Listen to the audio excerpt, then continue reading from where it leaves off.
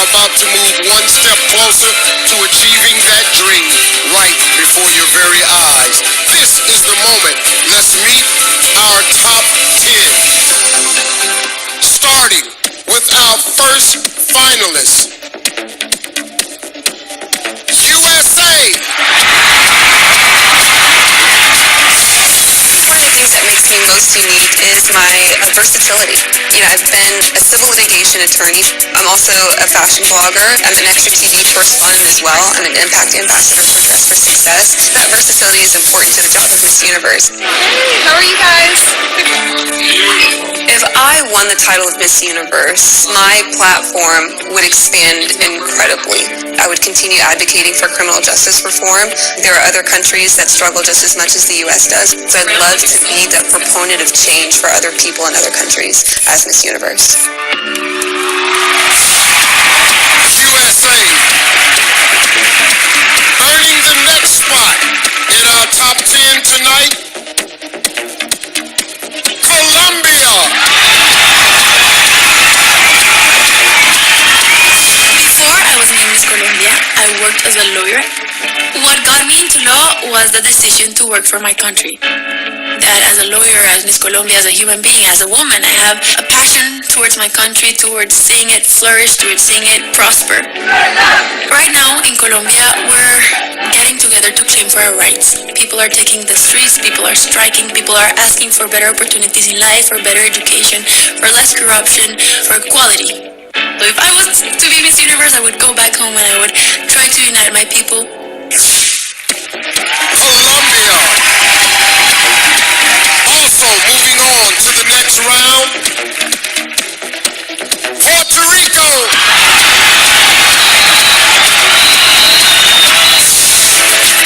I actually come from a multicultural family. My mother is 100% born and raised Puerto Rican, and my father's European. When I moved to New York at 19 years old, I went there alone. I was in a big city. I didn't know anyone, but I was raised to love and respect diversity. And that is why I've created the movement of Se Boricua Se Yo La Sangre, to inspire other people who are just like me, who don't live in your mother country, to embrace our roots and our cultures, no matter where we end up in the world. I think it's so important that we understand that we do have a place on this earth, and our identity is the essence of our hearts. Puerto Rico. The fourth to move forward tonight, South Africa. My parents are very big on education. And so when I got financially excluded from school, that meant that I could not continue with my studies. A huge percentage of South African students were drowning in student loans, and most of us were kicked out of school. So I felt like a huge part of me was being taken away. But when one door closes, another door opens. After being out of school for a year, I was able to learn a lot of things about myself, but also through Miss South Africa and through modeling, I was able to go back to school again and graduate. South Africa. We're halfway through our top 10 after I announce Peru.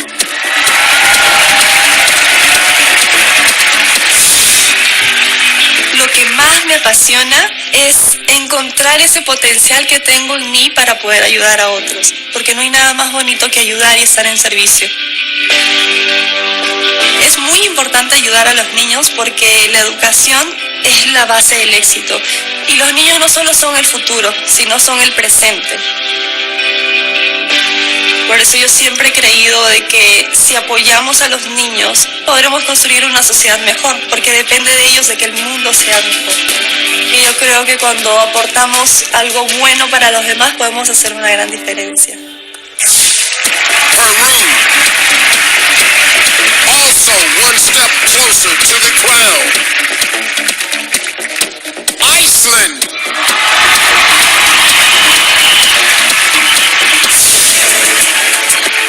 My name is Birta Abiba Þórhallsdóttir, and I grew up on a farm in Iceland. When I started to compete in Miss Universe Iceland, I didn't even think about the fact that I didn't look like any of the girls that won before me. It was pointed out to me, people did not want me to win, or they would not vote for me because I didn't look Icelandic. So being able to stand up and open the discussion about how important it is that we do not all look the same was something that made this competition worthwhile to me, and it's something that made me want to win. Iceland. The next contestant moving forward, France. Mes parents m'ont toujours bien conseillé, surtout ma mère. Elle m'a toujours dit de profiter de la vie, de donner le meilleur de moi-même. Depuis très longtemps maintenant, je suis très engagée dans la lutte contre le cancer du sein. C'est une cause qui me touche énormément. Ma mère a eu un cancer du sein il y a maintenant quelques années. Et ma maman va très bien aujourd'hui. J'ai pu participer à plein d'événements, plein d'activités avec des dames atteintes de la maladie ou qui sont en rémission. Puis on essaye de leur apporter un peu de joie dans leur traitement. France. The 8th contestant entering the next round, Indonesia. I am one of the youngest contestants here. I'm only 20. I was actually one of the youngest Miss Universe Indonesias that has been ever crowned. That's something that probably sets me apart. I started my own foundation called Voice for the Voiceless. We raise awareness of the issue that 75 million Indonesian kids don't have birth certificate. Our birth certificate can actually really help a child's life to get health care, education, protection, and future employment. It's an issue that doesn't just affect my country, but the whole world. Indonesia. 2 spots left in the finals. 1 goes to Thailand. As a kid, I had a little nickname. I was a little doctor because I loved helping other people. After I won Miss Universe Thailand, that's when I realized that, hey, there's actually a different path, a different way that I can help other people. I am able to help flood victims, or to the We Are One, my art project. It gave me an opportunity to help people on a larger scale. Just seeing them happy, just seeing them give me back a smile, that for me is my reward. Thailand. 11 women left, but only 1 spot remains. And it goes to Mexico. I'm a writer and a speaker. I wrote 2 books about how to use science into empowering people around the world. I used to read books that my father introduced me to, different kinds of books about science, metaphysics. I give speeches around the country trying to explain the importance of emotional and mental health. And I just gave my first TED Talk in Tijuana. I can use my life for really inspire people, and the importance of who they really are, my life would have absolute meaning. Mexico. Let's hear it for our top 10 finalists. These women are quite literally the best of the best, and they are ready to compete as hard as they can to win the title of Miss Universe 2019.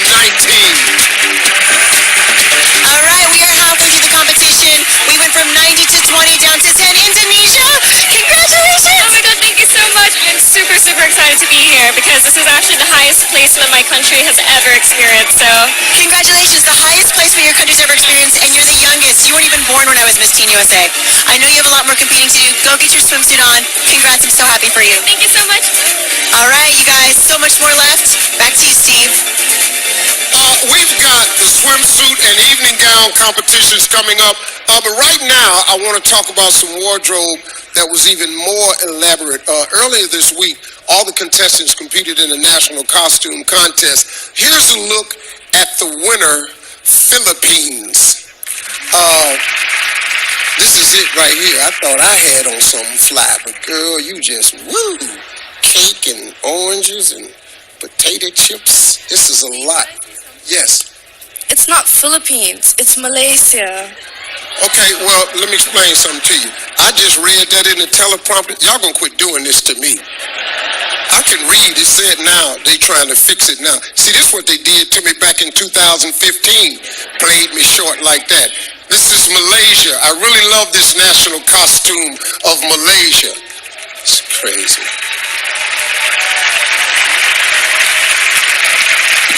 Just so you know, this is the national costume of Cleveland that I'm wearing right now. I'm rocking this pretty hard.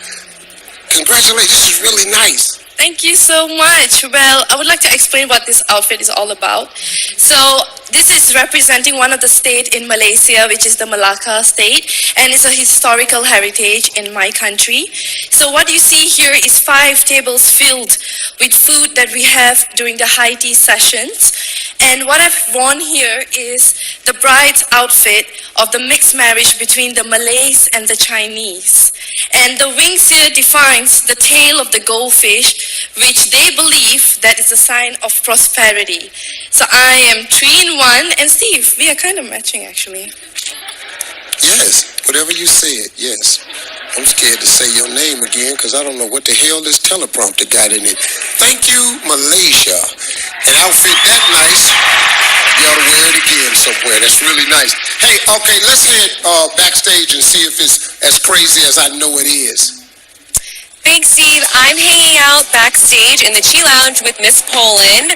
First of all, congratulations on being selected for Miss Congeniality. That is a really great accomplishment because all of the girls vote for you, so you must be a really awesome person. But I have to ask you, as the favorite among the girls, who is your favorite to move on? Well, my favorite is Iceland. She was my roommate. She is still my roommate.